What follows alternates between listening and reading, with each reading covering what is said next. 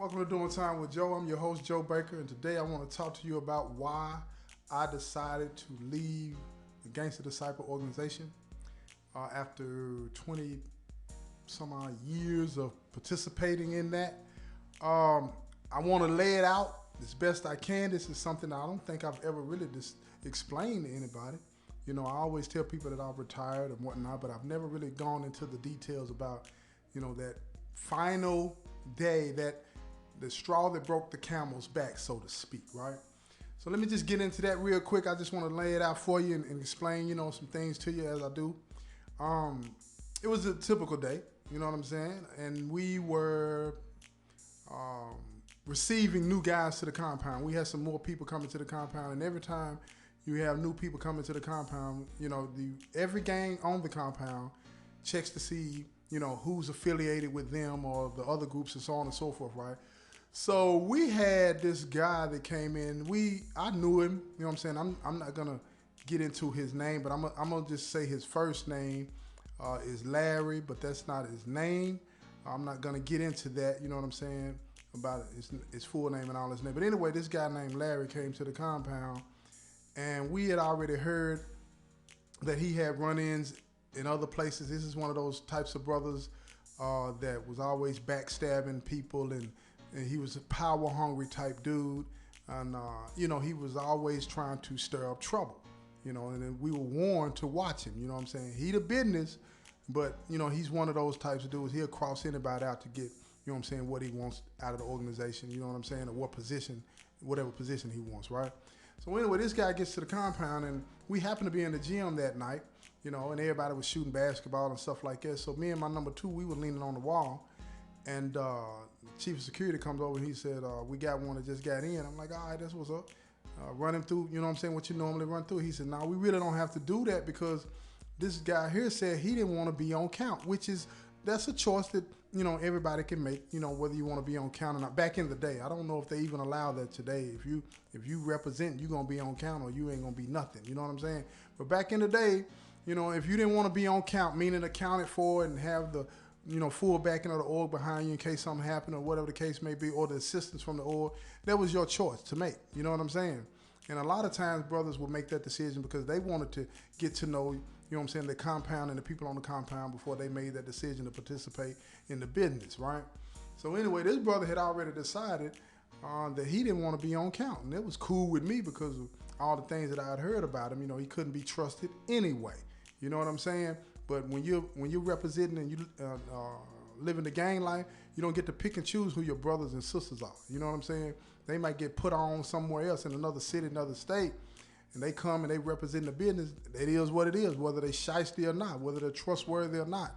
You just don't get to decide that, right? So anyway, I was cool with that decision. So after a while, I had brothers coming to me and say, man, this brother Larry had changed his mind and he wanted to be on count. And I had been watching him myself, and a few other guys had been watching him. And I was like, man, this dude he ain't cut like us, you know what I'm saying? But he is the business, and he's decided that he wants to be on count. So what I used to do back in the day, when I was in charge, I'd let the body decide that. You know what I mean? Especially when a brother comes to the compound, don't want to be on count initially, now all of a sudden he changes his mind. It makes me suspect of that individual, right? So I'll let the body decide. We'll put it to a vote if we're going to allow this brother to be on count or not. You know what I'm saying? Because he didn't opt to be on count when he first got there, right? So this is about a month and a half later, 2 months maybe later. So it goes to the body, and the body votes no. So he's not allowed to be on count. You know what I'm saying? So a couple of the guys, they go and tell him, like, look, bro, it was a no vote. You know what I'm saying? Keep pushing. You know what I'm saying? That's on you, right? And he was upset about it, and he trying to make his case to me and my number two and whatnot. I really didn't want to hear it, but I stood there and I listened to him, and I'm like, look, man, the body has decided that, man, no. It's just dead on that. And he said, well, I'm going to write this person to write that. Write who the fuck you want to write. You know what I'm saying? It don't make no difference to me. You know what I'm saying? He did that, and it's nothing changed anyway. So anyway, what happened was this. This brother started very methodically identifying the brothers that get money this way or get money that way or got this vice or that vice, right? So he got a pack in. When I say a pack, for y'all that don't know, he got some drugs in, right? And matter of fact, I don't remember what type of drugs it was. It might have been some hair, cocaine, whatever it was. You know what I'm saying? But he get a pack in, And he starts to messing with some brothers, you know what I'm saying, letting them get their money, you know what I mean? And the whole time it was just trying to sway them to, change their vote. So we end up in a meeting one day, and some of the brothers that he had been messing with, they've been getting their money with him. They were like, man, we ought to give bro another chance. He changed his mind. He been, upholding and doing good, breaking bread with us, this, and that. And I'm sitting, I'm looking at them. I'm understanding what they're talking about, but I also understand, they're not looking at the bigger picture. This is a lot of manipulation going on. This brother had made a decision when he first got here not to be on count. It is what it is. The family had voted on it and said no. It is what it is. And now all of a sudden, he's helping some brothers get a little money. You know what I'm saying? And now all of a sudden they like, let's give him another chance. So I go to a few brothers and I start counting votes before the vote. And when I'm counting these votes, I see there's still going to be a no. So I go tell my number 2, let it go down there. Let the vote take place. I already know what the vote is going to be, right? You know what I'm saying? It's a little bit of manipulation on my part, trying to figure out the answer to the question before the question is asked. But once it went down, it went down. Everybody voted, and guess what happened? He got a yes vote. He got a yes vote. And the very people that looked me in my eyes and told me that they were not going to ever vote for him to be a part of the business on this particular compound, they did that. So I started questioning them. Look, I respect the business. They said that's what it is. So we invited them in, with open arms, as much as you can, right? But I told them, first time you get caught slipping, man, playing games, off with your head. As simple as that. Off with your head, man. I'm not finna even play with you. I done heard about you. You know what I'm saying? I know you ain't straight, but it is what it is. You know what I'm saying? So anyway, I go talk to some of these brothers that changed their mind. And they were like, man, he messing with us. He trying to help the family get on their feet. This is making money, blah, blah, blah. And I'm like, look, man, it is what it is, right? But y'all know what that was. Let's see how long he continues to break bread. And he kept breaking bread. He getting the pack in. I don't know how he was doing it with my business. You know what I'm saying? But he had his own route. He had his own supply. He's shaking it. Now everybody wants a piece of it. And he manipulated his way into the family. Next thing you know, they're not just selling the drugs. Then they start using the drugs. And he had them. Now he's starting to make a power move. And when I saw him make the power move, he wants a position.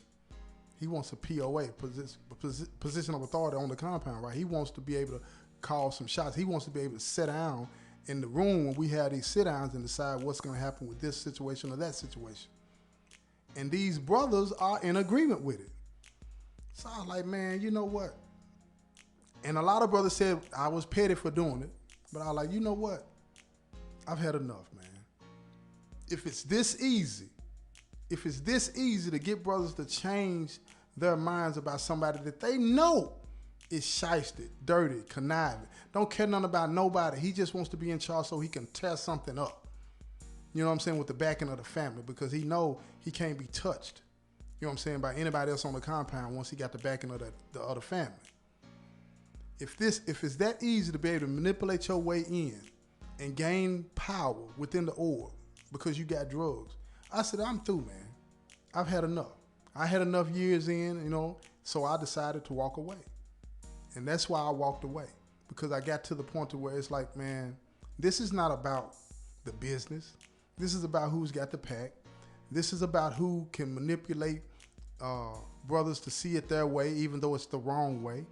You know what I'm saying? It's weird how we get blinded to what's really going on when somebody's putting some money in our pocket, food in the refrigerator. We ignore all of the things about that person that are amoral. You know what I mean? I'm not trying to make the case that the business was a morally righteous endeavor like we say it is. There was a lot of corrupt things going on. There was a lot of bad things going on, negative things going on. But I started to, my eyes got, it was just, I don't know what it was. It was just like, I had enough. I had enough, man. I didn't want to deal with it anymore. I didn't want to deal with that. I was done. So that's why I walked away after 20 plus years. I had my withdrawals. I had opportunities, presented to go back, but I decided not to. But I just wanted to share that and let everybody know that's why I walked away from it. I just got tired of the games. I got tired of the manipulation. I got tired of, it not being, what we say it is. I just got tired of that, and I had to go my own way. The family let me walk away. A lot of people were upset. Some people were happy though. You know what I'm saying? Some people were happy that I was gone because they didn't like the way I governed. Some people were happy that I was gone because they were genuinely happy for me. You know what I'm saying? Now, I had a lot of people that were upset because they felt like I abandoned the struggle. What struggle? What struggle did I abandon? Hurting our own people? Selling our own people drugs? Beating up our own people? So I'm lost as to what struggle I abandoned. I'm still about my people. You know what I'm saying? But I'm not about hurting my people anymore. I'm not about manipulating my people anymore. And I think that's something that we should take a hard look at as individuals. Not, get to yourself and think about what it is that you say you believe in. Do a moral inventory on yourself. You know what I'm saying? But anyway, this has been another episode of Doing Time with Joe. I'm your host, Joe Baker, and I say peace.